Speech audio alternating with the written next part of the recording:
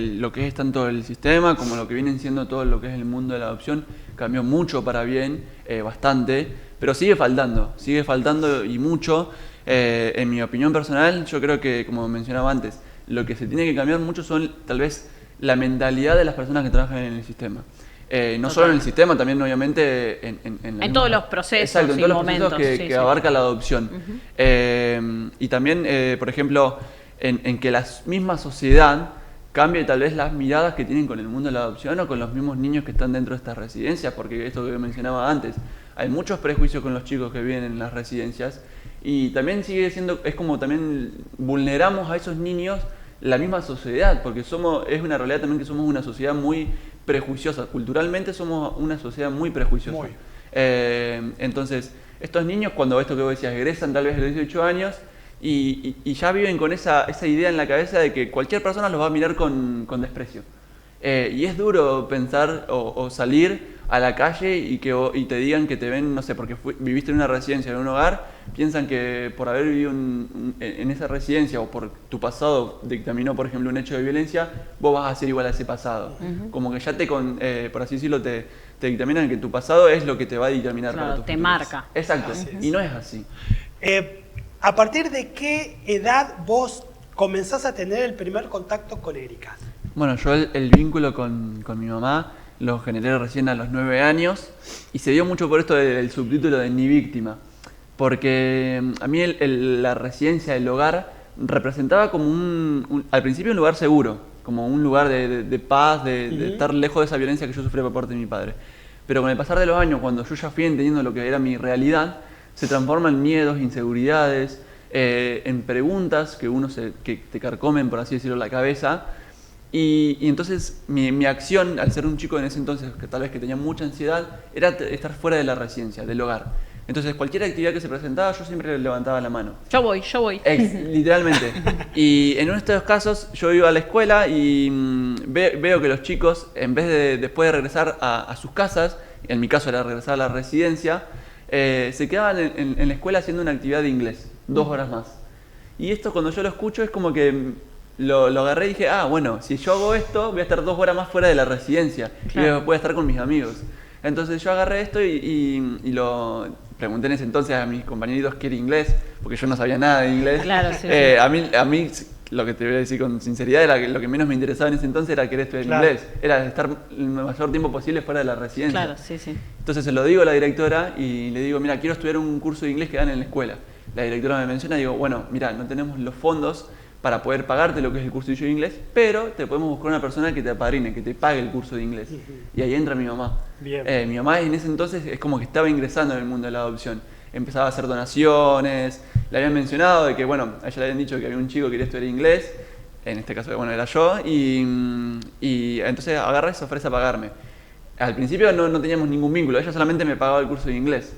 Y entonces, en una de estas donaciones que ella lleva a la residencia, dice que quería conocer a su becado, a quien estaba pagándole el curso de inglés. Claro, quien estaba ayudando. Y a mí me presentan con ella, me llaman a la dirección y me dicen, bueno, está la chica que te está pagando inglés, que te quiere conocer.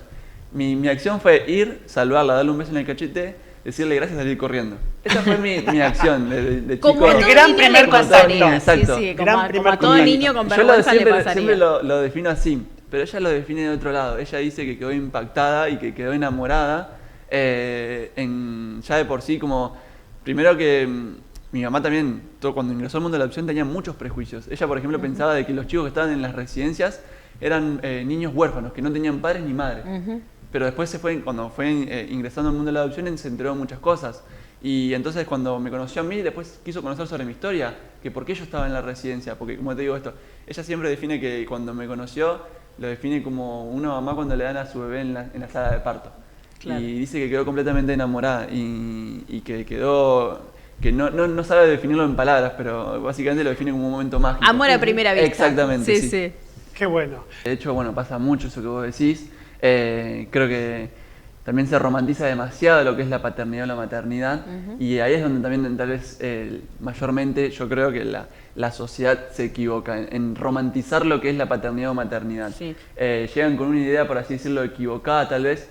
piensan en esto de que si adoptan un niño, un bebé, van a pensar de que lo van a poder moldear a su manera. Claro, todo o va a de ser que el lindo. niño, exacto, o de que el niño no va a tener complejidades o no va a tener complicaciones solo por el hecho de que lo adoptaron desde bebé. Y es mentiramente completamente una falacia eso. Sí, sí. Porque como vos mencionabas antes, yo estaba escuchando la nota con Eliana, cada uno tiene su mochila, cada uno tiene su historia. Sí, totalmente.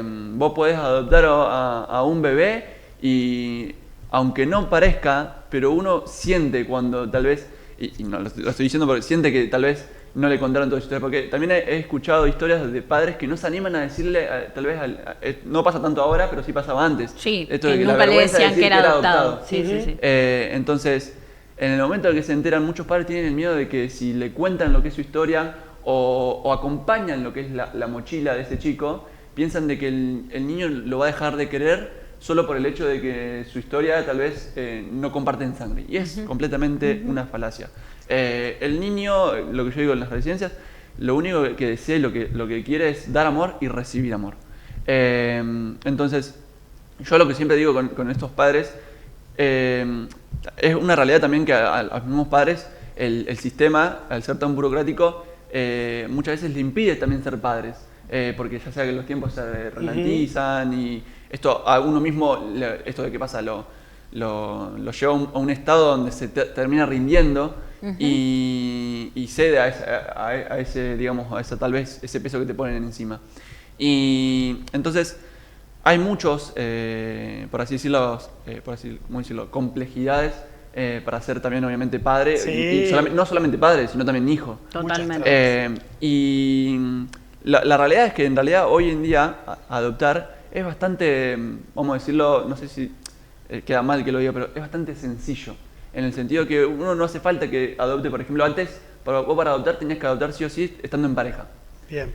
Sí, Hoy ahora las una posibilidades persona- Exacto, son- hoy las sí, posibilidades sí. son, Sí, por así sí. decirlo, vamos a decirle, entre comillas, infinitas. Vos podés adoptar solo, vos podés adoptar con tu pareja, también existe monoparental, tipo que vos Sí. podés adoptar con el mismo sexo, o sea, ya no existen esas barreras, Sí, que esas antes sí limitaciones. existían Sí, y sí, es sí. terrible. Que hoy no Creo existe. que la barrera que hoy tenemos que comenzar a dejar atrás es esta que a vos te llevó a estar hasta los 11 años, ¿no? Esta idea de que solamente yo quiero adoptar a un bebé. Porque la realidad es que la cantidad de bebés que hay en situación de adoptabilidad es mínima en comparación a los chicos de 5, 6, 7, 8 hasta los 18, ¿no? Sí, no, los pretensos, la mayoría, o sea, hay un porcentaje, de hecho, que digamos, los pretensos adoptantes, el porcentaje son entre un 85 y un 90 que quieren adoptar bebés. O sea, de 0 a 5 años. Y más de 5 años no, por esto mismo de que se piensa que el niño grande ya no tiene como, por así decirlo, entre comillas, como salvación, o que el niño no va a ser perfecto. Como diciendo, y yo pregunto, no digo, ¿qué niño es perfecto? O sea, Seguro. primero que nadie es perfecto. Sí, sí, y, sí. y segundo, todos cuando fuimos niños siempre tuvimos nuestros caprichos, nuestras travesuras. Y frente a esto pasa también otra realidad que de mi parte yo aborrezco bastante y son el tema de las devoluciones. Uy, De cómo hay padres que ingresan al mundo de la adopción, esto de romantizar la paternidad o el mundo de la adopción, y cuando se chocan con la realidad o se chocan con lo que es en realidad el mundo, o la paternidad o lo que es el mundo de la adopción, y el chico le presentó la primera complejidad, deciden devolver al chico. Como si fuese fuera una un especie de paquete. paquete. Sí. Y eso es terrible. Sí, sí. Porque lo pones al chico no solamente que lo vulnerás, sino que lo pones en una situación de como si fuese un objeto. Y en realidad no, es es una terrible. vida. Totalmente. Pero bueno, Comparto. Mati ahora está como del otro lado también acompañando diferentes proyectos y el próximo 7 de noviembre en la Bolsa de Comercio va a estar la actividad Co-Creando Futuros, estrategias de cuidado para las infancias y la adopción como restitución de derechos. Mimo, así, Sí, contanos bien de qué Bueno, va la la actividad. jornada de Co-Creando Futuros, que la verdad estoy muy contento porque se dio esta organización gracias al peso que fue generando el libro. En gracia también, obviamente, el peso del libro se lo dio a la gente, digamos. La gente salió a comentar y a hablar, que yo siempre lo que hago, digo, los invito siempre a que hablen, que comenten esto con un tío, con un amigo, con un familiar, con quien sea, porque mientras más se visibilice este mundo, que a veces siento que se habla poco y nada, va a ayudar a que esos niños tengan esa voz o ese derecho que les pertenece ya de por sí. Y la jornada en sí va a estar buena porque va a ser de las 9 de la mañana a las 12 del mediodía en la Bolsa de Comercio. es libre y gratuita la entrada. Sí, Puede ir entrada cualquiera, gratuita. lo que va a estar bueno porque también va a estar una llegada no solamente al público en general, también va a estar para lo que es profesionales. Van a haber distintos paneles, el primer panel lo abro yo, en donde comento un poco sobre mi historia, un poco sobre mi vivencia en la residencia o sobre mi mirada. Después van a haber otros dos paneles, en donde en el segundo panel van a hablar 3 directores de diferentes edades, de residencias de diferentes edades, acompañadas por una psicóloga experta en traumas, y comentando mucho de esto, de cómo a veces la institución prolongada puede afectar a lo que es al niño. Y después el tercer panel, que es también para mí muy importante, el que van a hablar, bueno, Secretaría de Niñez, con lo que es Daniela León, Adriana Bonelli del Ruaga, quien va a estar moderando todo ese panel va a ser mi mamá, y va a estar también una jueza de familia hablando por la parte de todo lo que es parte del sistema, digamos, que es María José Campanella, y ellas van a estar hablando mucho de esto del sistema, de qué es lo que se tiene que mejorar, qué es lo que falló tal vez en mi caso, qué es lo que falla en algunos casos, y tal vez no repetir obviamente estas mismas historias, de que por así decirlo, que haga como un punto de inicio para poder cambiar todo esto.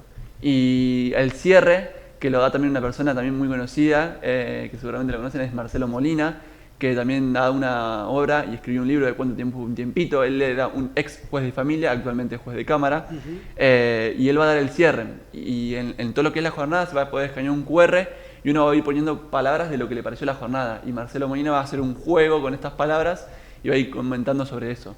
Y la verdad que estoy muy contento, porque no solamente esto, de que va a estar estos paneles, también van a estar otras organizaciones o fundaciones que estén arraigadas al mundo de la adopción. Bueno, como por ejemplo, como mencionaba Eliana, va a estar también AMAP, van a estar otros como Abrigo, Firmat, van a estar distintas organizaciones en otro foro, donde van a estar con las puertas abiertas a recibir a las personas que tal vez quieran ingresar o quieran conocer un poco más sobre esto y ayudar de la manera en la que ellos tal vez quieran o puedan ayudar. Interesante. De acá en más, ¿qué pasa con tu vida? Bueno, yo siempre digo que la verdad que todo esto, el yo poder organizar, el poder haber escrito mi libro, que era un sueño que tenía desde muy pequeño, el poder generar esta jornada en la que ya hay alrededor de más de 311 inscriptos, así que para mí es muy fabuloso. La verdad que me pone muy contento, porque si bien yo ya soy un adulto, nosotros somos adultos, nosotros tenemos nuestros tiempos, nuestras realidades, yo lo hago meramente por darle tal vez esa escucha a esos niños, así como tal vez yo no me sentía escuchado o mirado en ese entonces, yo quiero darle la posibilidad de que esos niños tengan esa voz o que se le dé ese peso de importancia. Totalmente. Entonces, la verdad que ya de por sí yo lo que hago es solamente meramente por los niños, no es nada, ni un fin de lucro, ni por nada tal vez que a mí me ayude a sanar, porque yo ya de por sí, yo ya siento que sané todo lo que es mi pasado, que fue por eso lo que escribí el libro. Llegué a ese punto donde digo que me sentía preparado, y la verdad que es una realidad que nuestro tiempo es diferente al tiempo de un niño. Entonces, Totalmente.